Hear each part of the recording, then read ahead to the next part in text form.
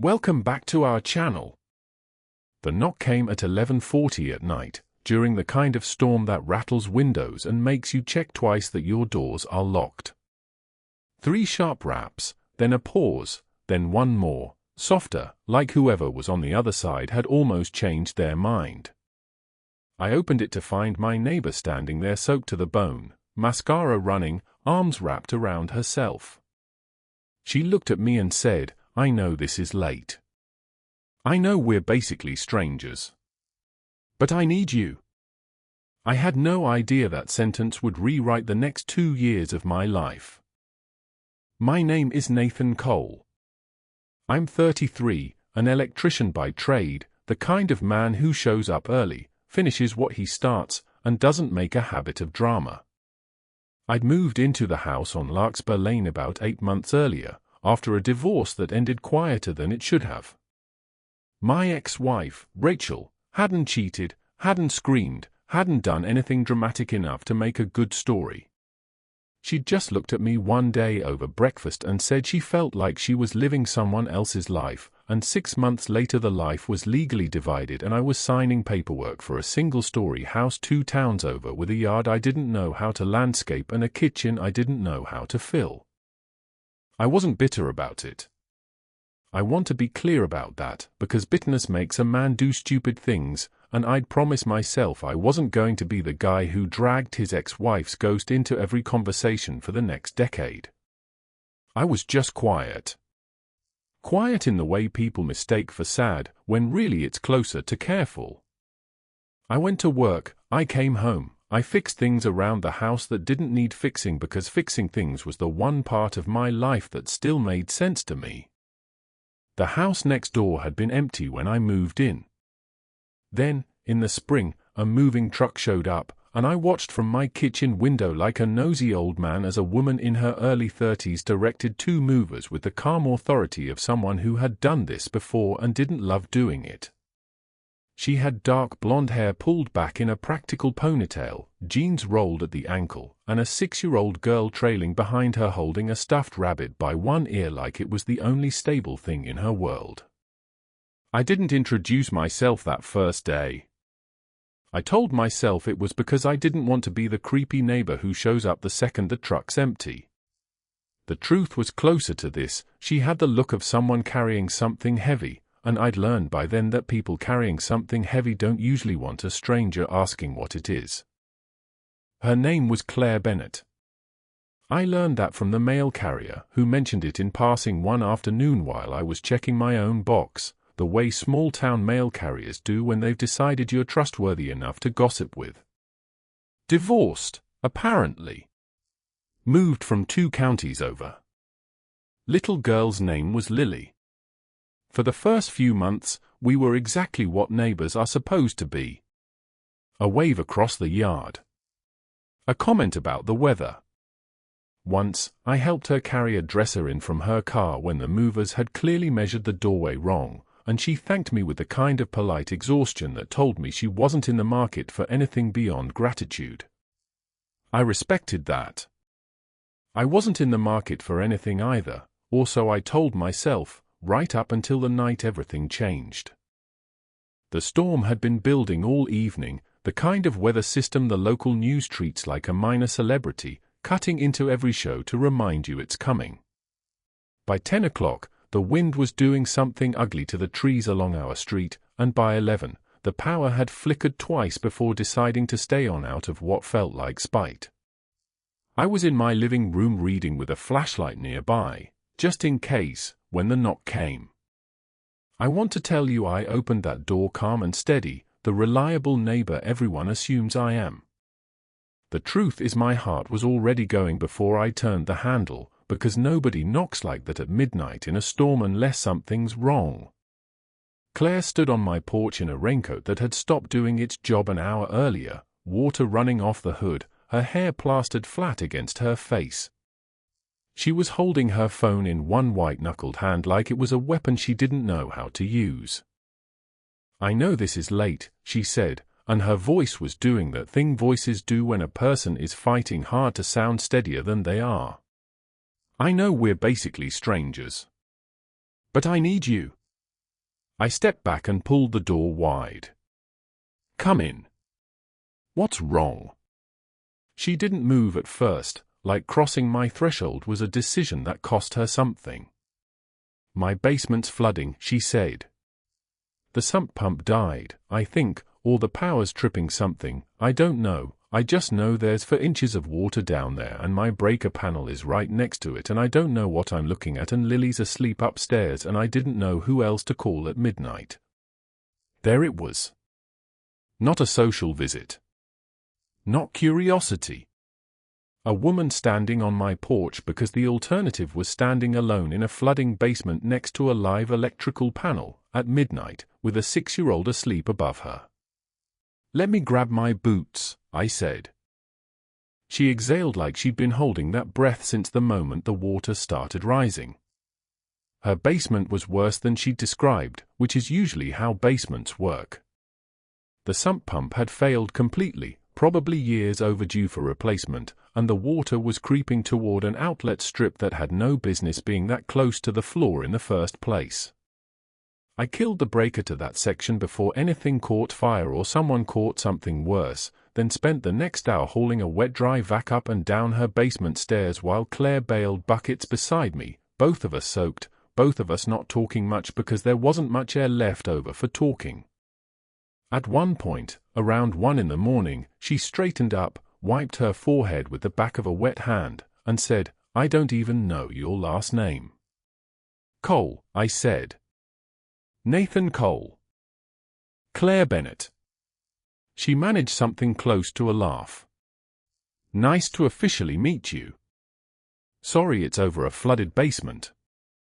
"I've met people in worse places," I said, which wasn't strictly true, but it made her laugh again, and I decided I liked being the reason for that sound.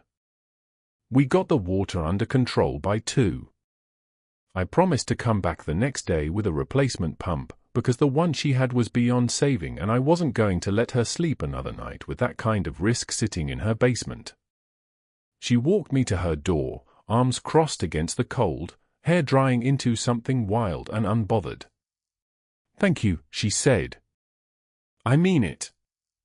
I panicked, and you were the only person I could think of who might actually know what to do instead of just standing there looking worried with me. "Anytime," I said, and I meant it more than I expected to. "I doubt that," she said. "But I appreciate the offer." I went home that night soaked through and strangely wide awake, replaying the whole thing, the way she'd handled the fear instead of collapsing into it, the way she'd thanked me like gratitude was a currency she didn't like spending but knew how to spend properly when it mattered. I came back the next afternoon with a new sump pump and the kind of nervous energy I hadn't felt in longer than I wanted to admit. Claire answered the door in a t-shirt and leggings, hair up, looking like a different woman than the one from the storm, calmer, sharper, more herself. "You didn't have to do this today," she said. "I told you I would." "People say that." "I'm not people," I said, which came out more confident than I felt, and she raised an eyebrow like she was deciding whether to be amused or skeptical. Bold claim from a man in wet boots. "They're dry today." Progress. Lily appeared behind her at that point, peering around her mother's leg with the frank curiosity only 6-year-olds have earned the right to. "Are you the man who fixed the water?" "That's me." "Mom said you're an electrician." "I am." "Can you fix my night light?" "It flickers." "Lily," Claire said, half laughing, half embarrassed, "he's not here to fix the whole house." "I don't mind," I said, and I found I genuinely didn't. I spent that afternoon installing the new pump, and somewhere between the 3rd and 4th hour, I also quietly rewired Lily's nightlight so it stopped flickering, because it took 10 minutes and it mattered to a kid, and things that matter to kids matter more than people give them credit for. Claire watched me do both jobs with an expression I couldn't quite name at the time. I understand it better now.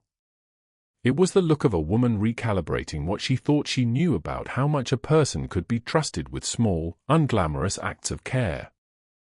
Over the following weeks, something shifted between our houses. Not dramatically. Nothing you could point to and call a turning point. Just more waves across the yard that turned into actual conversations. A cup of coffee handed over the fence on a Saturday morning. A shared frustration about the pothole at the end of our street that the city kept promising to fix and never did. I learned things about her slowly, the way you learn a language instead of memorizing a fact sheet. She'd been married to a man named Derek Marsh for 6 years, and the marriage had ended the way a lot of marriages end that don't involve some single dramatic betrayal, a slow erosion of two people who'd stopped choosing each other and started merely tolerating each other, until tolerating became too exhausting to keep doing. Derek had moved 2 hours away for a job and saw Lily every other weekend, when it was convenient, which according to Claire's careful, measured tone, wasn't often enough to count as reliable. "He's not a bad father," she told me once, sitting on her porch steps while Lily drew chalk dinosaurs on the driveway. "He's just a part-time one. And I've stopped waiting for him to upgrade." I understood that particular flavor of exhaustion. I'd lived beside my own version of it for 3 years with Rachel, the low hum of disappointment that never became a fight because nobody had the energy to start one. "You seem like you've made peace with it," I said. "I've made a schedule with it," she said. Peace felt too generous a word. I laughed, and she looked pleased with herself for making me laugh, and I noticed that pleasure, filed it away without meaning to. Derek showed up unannounced on a Sunday in July, the kind of visit that arrives without warning and leaves without apology. I was in my yard trimming a hedge that didn't need trimming when I heard raised voices from Claire's driveway. Derek was standing beside a car with the door still open, dressed like a man who'd decided casual Sunday clothes were still somehow trying too hard, arguing with Claire about a pickup time that had apparently changed without his input. "You can't just decide the schedule doesn't work for you anymore," he said, loud enough for the street to hear. "I didn't decide anything," Claire said, arms crossed, voice tight but controlled. "You texted me an hour ago saying you'd be late, and now you're standing in my driveway upset that Lily's at a birthday party instead of waiting around for you." Derek's eyes flicked toward me, standing there with hedge clippers like an idiot, clearly having overheard the whole thing. "Who's this?" "My neighbor," Claire said, before I could answer for myself. Derek's mouth did something unpleasant. "Neighbor helping out a lot these days, huh?" "He fixed my sump pump," Claire said, flat, daring him to make it into something it wasn't. "Sure he did." Derek's tone made it clear he thought the sump pump was a metaphor for something else entirely, and I felt something tighten in my chest that had nothing to do with hedge clippers. "I did," I said, stepping closer to the fence line, keeping my voice level because anger gives people too much theater to work with. "In the middle of a storm, at midnight, because your ex-wife was standing in a flooding basement next to a live breaker panel and didn't have anyone else to call." Derek's jaw tightened. "I wasn't talking to you." "You were talking about me," I said. Figured I'd join the conversation. Claire looked between us, and for 1 second I worried I'd overstepped, made her Sunday afternoon worse instead of better. But then she said, quiet and certain, "He's right, Derek. I called him because you were 2 hours away and unreachable, which is generally the situation whenever something actually needs handling." Derek didn't have a response for that. He got back pickup arrangement sorted through a clipped, irritated exchange, got in his car, and left without another word to me. Claire watched the car disappear down the street, then turned to me with an expression somewhere between embarrassed and grateful. "Sorry about that," she said. "You don't have to apologize for him." "I know. Old habit." She rubbed her forehead. "He's not usually that transparent about the insecurity." "Insecurity looks a lot alike on most men," I said. "Some of us just handle it better than others."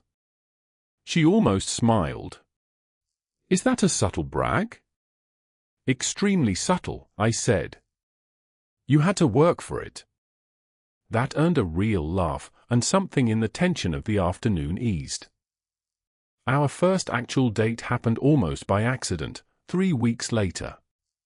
Claire needed someone to watch Lily's chalk masterpiece from being rained on, an elaborate dinosaur mural she'd spent an hour helping her daughter build, while she ran to grab pizza, and I ended up standing guard over sidewalk art with an umbrella like the most ridiculous sentry in town. When she came back, she handed me a slice straight from the box and said, "This counts as a date, right? I fed you and everything." "Low bar," I said, "but I'll allow it. You're very demanding for a man guarding chalk." It was important chalk. We ate pizza on her porch steps while Lily narrated an elaborate story about the dinosaurs I was apparently guarding, something about a T-Rex who was secretly very sad and just needed a friend, which Claire found unreasonably funny for reasons I understood later had more to do with me than with dinosaurs. Over the following months, we moved slowly, the way two people move when they've both been burned before and know better than to sprint toward something breakable. Coffee turned into dinner. Dinner turned into weekend mornings where I'd show up with donuts and somehow end up fixing a squeaky cabinet hinge or reattaching a loose porch rail, not because she asked, but because I liked the small evidence of usefulness, like being the kind of man whose presence left things better than he found them. Lily started calling me Nathan next door before eventually dropping the second half entirely. She showed me her dinosaur drawings with the same seriousness Claire brought to everything that mattered to her, and one Saturday she informed me, completely unprompted, that I was better than the last one, which made Claire choke on her coffee and mutter something about kids having zero filter and worse timing. The real test came in October, almost exactly a year after that first stormy knock. Claire's sister, Beth, came to visit for a weekend, and I could tell from the moment I met her that she'd appointed herself the family's unofficial skeptic. She had the kind of protective energy that made her ask questions like she was conducting an interview rather than making conversation. "So you're the neighbor," she said, over dinner at Claire's kitchen table, in a tone that suggested the word neighbor was doing a lot of work she didn't fully trust. "That's me. Claire says you fixed her basement." "I did. And her night light." "That too." Beth studied me like she was pricing something at a garage sale. "And now you're around a lot." "Beth," Claire said, warning in her voice. "I'm just saying," Beth continued, undeterred, "you went through a lot with Derek. I don't want to watch you hand your trust to another guy who's just really good at fixing things until he isn't." The table went quiet in that particular way tables go quiet when someone said the thing everyone was thinking but nobody wanted spoken aloud. I felt Claire tense beside me, saw her jaw set in a way I recognized as the posture she took before defending something she cared about. "That's not fair," Claire started, but I set my hand lightly on the table, not touching her, just present, and she stopped. "It's a fair question," I said, looking at Beth directly. "You don't know me. You've got every right to wonder if I'm just good at showing up when it's easy and disappearing when it isn't." Beth blinked, clearly having expected defensiveness rather than agreement. "So I'll answer it plainly," I continued. "I'm not here because fixing things gives me something to do. I'm here because your sister handled a flooded basement at midnight with more steadiness than most people manage on a good day, and because her kid draws sad dinosaurs that somehow make me want to be a better man, and because I like who I am when I'm around both of them. That's not a project. That's not me collecting good deeds. That's just where I want to be." The kitchen stayed quiet a beat longer. Then Beth looked at Claire, some silent sister language passing between them, and said, "Okay. Fine. Pass the potatoes." Claire laughed, relief and affection tangled together, and later that night, once Beth had gone to bed, she found me on the porch and sat down close beside me. "You didn't have to do that," she said. "She loves you. She's allowed to be careful on your behalf. Most people get defensive when they're questioned like that." "I've got nothing to defend," I said. "I meant what I said in there." She looked at me for a long moment, porch light catching the side of her face, and said, "I'm glad it was you who knocked on my door that night. I mean, I'm glad I knocked on yours. You know what I mean." "I know what you mean," I said, and I kissed her for the first time right there on the steps, slow and unhurried, the kind of kiss that isn't trying to prove anything because it's already sure of what it is. We took it slowly after that, same as before, careful of Lily's routine, careful of Claire's hard-earned trust, careful of Derek's occasional attempts to stir up friction whenever he felt his position as her ex-husband being quietly outgrown. There was one more difficult conversation with him, months later, when he tried to suggest that a man living a few houses down had no business being present for Lily's school events. Claire handled it herself at time, calm and unshakable, telling him plainly that Lily's well-being had never once required his approval of who showed up to support it, and that showing up consistently was worth more than his opinion about who was allowed to. A year and a half after the storm, I moved 3 houses down and 1 door over, so to speak. Claire and I combined our households the practical way, selling my place and expanding hers, because her yard already had the chalk dinosaurs and the flower beds Lily helped plant and a life that didn't need relocating, just widening enough to include me properly. I proposed on a Tuesday evening in early spring, during another storm, because I couldn't resist the symmetry of it. I stood on her porch, soaked through on purpose this time, and knocked the same 3 sharp raps followed by a pause followed by one more, softer. When she opened the door, confusion turning into recognition turning into something bright and disbelieving. I said, "I know this is late. I know we've done the whole storm thing before. But I need you. For considerably longer than one flooded basement." She laughed, and cried a little, and said yes before I'd even fully gotten the ring out of my soaked jacket pocket, which she later told me was the least romantic part of the whole thing and also somehow the part she loved most, because it was exactly the kind of imperfect, practical, entirely us moment that had defined us from the beginning. Lily, when we told her, asked with total seriousness whether this meant I was legally required to fix her night light forever, and I told her that yes, that was, in fact, one of the primary legal obligations of marriage. She seemed satisfied with that answer.